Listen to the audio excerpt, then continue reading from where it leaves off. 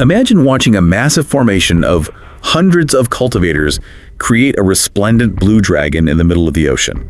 Then, our protagonist casts just one skill, and the giant dragon stops moving entirely. Don't explain how yet. We'll get there. Oh man, I am so ready for this. Right. Welcome to DeepLore. Today we are taking a deep dive into an underwater battlefield where three entirely different factions are just violently colliding. Yeah, and the chaos is unbelievable. We're unpacking chapters 145 through 154 of the source material today. Exactly. We've got a treacherous journey to the lost world of Atlantis and like a brand new power system being unlocked that changes literally everything. It really does. I mean, we are leaving the pretty straightforward beast world conflicts way behind us. Totally. So let's just jump right into that descent. Yeah. Noah dives into the deep sea, and he's shifted his whole physiology into his golden-haired Atlantean form. Which is necessary, right? The pressure down there would normally turn a human into a pancake instantly. Yeah, microsecond pancake. And almost immediately, he runs into a legendary deep-sea creature. It's this black dragonfish. Ugh. Yeah, basically a hideous 10-meter-long eel covered in spikes. Right, and it expects an easy meal. But, just to remind you all, a legendary beast is effectively a walking natural disaster. It could level a modern city. Yeah, but it's facing Noah, so it doesn't stand a chance. Not even a little bit. Yeah. Noah debuts this new epic plus skill, a storm of ice and bones. And he brings out his two legendary Dullahans. Which is wild. Wait, actually, I wanted to ask you about this. Dullahans are headless knights riding skeletal horses. How does a skeletal horse run underwater without, just floating away? I know, it sounds totally absurd at first, but it actually aligns with the necromancy mechanics. Okay, how so? Well, the Dullahans aren't physical, biological beings. They're animated by dense necromantic energy, right? Oh, so they don't care about oxygen or friction. Exactly. That energy creates a localized atmospheric pressure field around them. They're projecting death magic that literally repels the water. So they just charge forward like they're on a dry battlefield. That is so cool. And it works, because hundreds of icy bone spears just shred this giant spiked eel. Oh yeah, instantly. And the loot drop is fantastic. It is. He gets the whirlpool skill and a set of legendary deep sea armor. So whatever environmental hazards were left are basically neutralized. But that was just the warm-up. The deep sea isn't just empty water and wildlife. Right, Noah senses these massive vibrations, and he discovers this huge underwater city called Aquacatus. Which is currently under a brutal siege. Yeah, and the attackers aren't sea monsters, they're humans. This is such a crucial turning point. These are cultivators from the Mountain Sea Sect. Coming all the way from the world of cultivation. Yep. And they are led by a mythical rebirth realm powerhouse named Martial Uncle Softsword. Rebirth realm. I mean, that means he's fundamentally rebuilt his biology using cosmic energy, right? Exactly. He has completely transcended mortal limits. And he brought back up, he's got these legendary Violet Core disciples with him. Including one very loud guy named Disciple Bob. Yeah, Bob. Plus hundreds of epic and S-rank disciples. Okay, let's unpack this for a second, because their vibe is super unique. They aren't evil in the traditional villain sense, are they?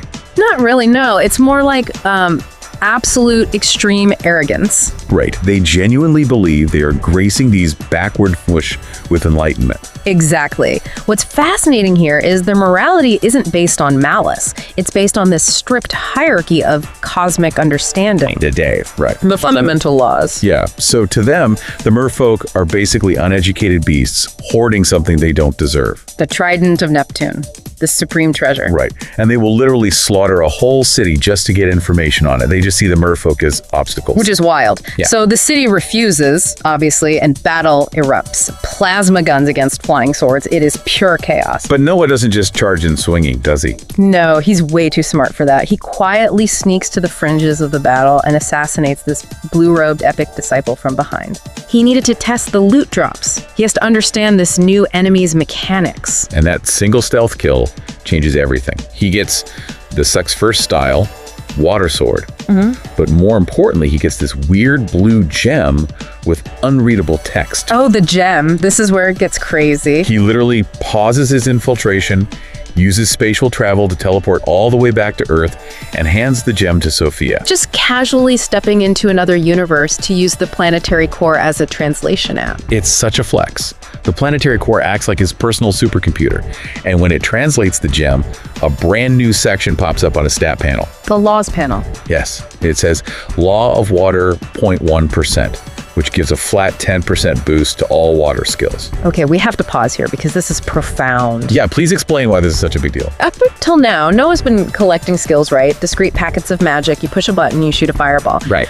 But laws represent a higher system of power. It's about understanding the fundamental fabric of reality. So a skill is like reading a word, but a law is like knowing the whole alphabet. Exactly.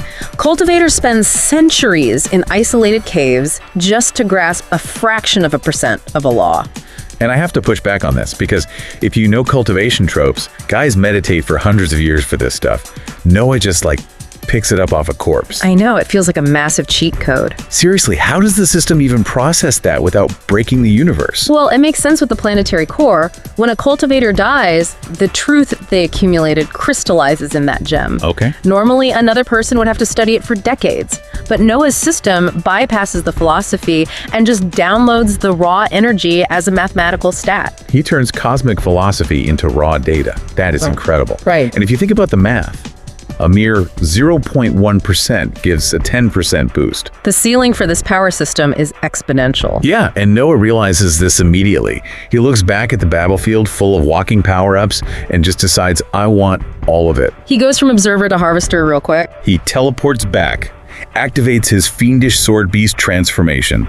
So he's this huge, terrifying blend of bear, human, and sword saint. Surrounded by a swirling blizzard. Right, and he releases his spiritual land beasts: emperor, penguin, white mamba, snow leopard, winged spider. And remember arrogant disciple Bob? Oh man, Bob is obliterated by Noah's sword in the first 5 seconds. Arrogance meet raw power. It's glorious. So the Mountain Sea Sect realizes they are getting wrecked. Marshal Uncle Softsword panics and orders his disciples into the sect's 6th style. The dragon form. Yes, paying off our intro hook. Hundreds of cultivators act as human energy nodes, with the mythical Softsword at the head. They manifest this massive, resplendent blue dragon made of compressed energy. It literally fills the ocean. It's roaring. It's about to wipe out everyone. So how does Noah stop it? Because he doesn't try to overpower the head. No, and that's the tactical brilliance of it. The dragon isn't a living creature, it's a construct. Right, and constructs have structural weaknesses. Exactly. The head is mythical, the claws are legendary, but the body, the actual human disciples holding it together, they're only epic rank or lower. So it's like an electrical grid. The head is a heavily shielded power plant, but the body relies on all these fragile relay towers. Beautiful analogy. Yes, Noah completely ignores the mythical head. He targets the relay towers. He casts chains of lightning on every single epic and lower tier disciple inside the dragon. The water conductivity and the formation's own internal energy pathways just carry the lightning directly to them. Bypassing the shields entirely. Yeah. The giant blue dragon just halts mid-rush. The disciples basically act as grounding wires for this massive surge. They burn out like overloaded fuses. They are cooked alive inside their own ultimate formation. It is brutal. And Softsword has to watch his centuries-old sect strategy just completely unraveled. All because a guy he thought was a backward fish used a basic lightning spell on the weak points. Yeah, so Softsword realizes it's over. He teleports his last 2 surviving Violet Core disciples, Darren and Lana, away to warn the other sects. But the Emperor Penguin is having none of that. It teleports right after them, and they fall off screen. Complete Vanguard annihilation. Which just leaves the Marshal Uncle. Yep. Driven by despair, he burns his core. He sacrifices his life force for his final stand, casting Descent of the Emperor. He summons this regal, transparent emperor form. He wants to go out in a blaze of glory. But Noah doesn't care about an honorable duel. He drops his legendary corrupted Sigil of Hegemony. Massive debuffs for Softsword, massive buffs for Noah and his crew. They all just swarm him. And a Rebirth Realm cultivator, a guy who transcended mortal limits, falls unceremoniously in the deep ocean. Which brings us to the aftermath. The looting phase here is where Noah's power just skyrockets. Oh yeah, he absorbs 6 different secret technique styles, from epic to mythical rank. Plus all those water crystals from every level of cultivator. The system processes it all, and his law of water comprehension jumps from 0.1% all the way to 5%. And the resulting boost is a 500% boost to all water skills, passively. That is just staggering. But it's not just a numerical stat increase, right? The source material describes it as a real sensory shift. Yes, after hitting 5%, Noah physically feels the ocean change. It's not this cold, crushing pressure anymore. It literally cradles him. Oh, wow. He realizes he can command nearby water just by thinking about it. No skills needed. He's achieving elemental harmony. It's such a serene, calculated moment of growth. And then the author completely yanks us out of it to show us the demon world's vanguard. Oh man, the contrast is deeply jarring. We cut to Demon Lord Astaroth, rank 29, a huge mythical being, and he is sweating bullets. Because he's visiting Barbatos, the necromancer of chaos. Yeah, and while the cultivators are arrogant, the demons are just purely maliciously sadistic. Yeah, Barbatos is casually chatting with him while roasting a piece of meat over a fire. Except it's not just meat. It's the thigh of a mythical Atlantean. She's laughing, calling this incredibly powerful being just another fish. But the truly chilling detail is the Atlantean is staked to the seafloor, and he's still breathing. Yes, he is fully conscious, kept alive by his mythical vitality, feeling himself being eaten. Pure psychological horror. Astaroth actually puts the guy out of his misery, but not out of mercy. It's just because the screaming is distracting him. Right, Astaroth is terrified. He begs Barbatos for help securing the abyssal zone. She gives him these cold, dead eyes. Though pressure drops, Astaroth physically shrinks in fear. She demands coordinates, packs up her undead legions, and moves out. A massive collision course is set. Barbatos is heading to the abyssal zone, right next to Atlantis. And Noah is actively heading down toward Atlantis. But he decides he needs a live target to test out his new 500% boost first. So he intentionally goes into a hyperlethal danger zone to hunt a mythical anglerfish. Which is an apex predator. Yeah. It uses its glowing lure in the pitch black to attract terrified prey. Right. It illuminates the water, fully expecting to see something struggling for its life. Instead, the light reveals Noah, a golden-haired Atlantean, just floating there, smiling. I love this scene. So good. Noah looks at this nightmare monster and says, "Hey, big guy, I've been looking for you." Totally subverting the predator-prey dynamic. He decides to flex hard. He casts all 5 newly acquired seeker techniques at once. He gets this regal blue emperor form, a blue crown, shining wings. And 2 vibrating blue swords made of highly compressed water. With the 500% boost, he illuminates the entire abyss. And the climax of this is hilarious, honestly. The irony is perfect. The deep sea suddenly smells overwhelmingly of fear pheromones. But they aren't coming from Noah. The mythical anglerfish itself is sweating fear. It scrambles to summon allies just to survive the opening strike. Which sets the stage perfectly for Theory Corner. Yes. 2 minutes on the clock, let's hit some rapid-fire speculation. Theory 1, scaling. Yeah. We know 5% gives a 500% boost. Right. What happens at 50%? That's 5,000%. What does a 5,000% boosted whirlpool even look like? Could Noah recreate the Blue Dragon formation single-handedly? Honestly, if we extrapolate the mechanics of laws, at 50%, he wouldn't even be casting a spell. What do you mean? He would just command the ocean to become a dragon. The element obeys him unconditionally, bypassing the need for an energy construct entirely. Wow. Okay, theory 2, the collision.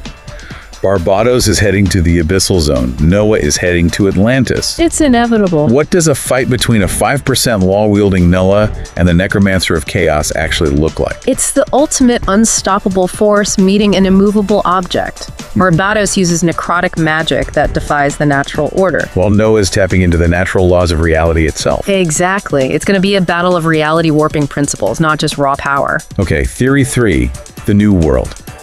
We know the world of cultivation has laws, secret realms, ancient sects, and Noah plans to go there. Right. How different is that universe from the beast world we just left? They are polar opposites. The beast world was all biology and feral survival. Just raw food chain stuff. Yeah. But cultivation is philosophy and hoarding cosmic truths.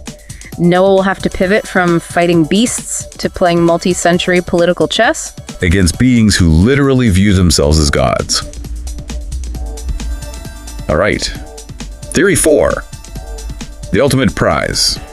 The Trident of Neptune. A big one. The cultivators are dying for it, the demons want it, the Atlanteans are hiding it. What does the supreme treasure actually do when equipped? Well, If a basic green tier item can control local water shielding, a supreme treasure probably offers absolute dominion over the entire Lost Worlds ocean. Oh man. It might even hold a complete 100% law inside it, which honestly leaves you with a final thought to mull over. Hit me. With multiple universes, cultivators, demons, beasts, all sending their heavy hitters into this one isolated underwater zone, Atlantis isn't just a location anymore, it is the epicenter of a multiverse war. He made a blue dragon stop moving in the middle of the ocean. He's 5% into understanding water, and the creature he just taunted is summoning friends. Drop your theories. That's DeepLore. See you in the next one.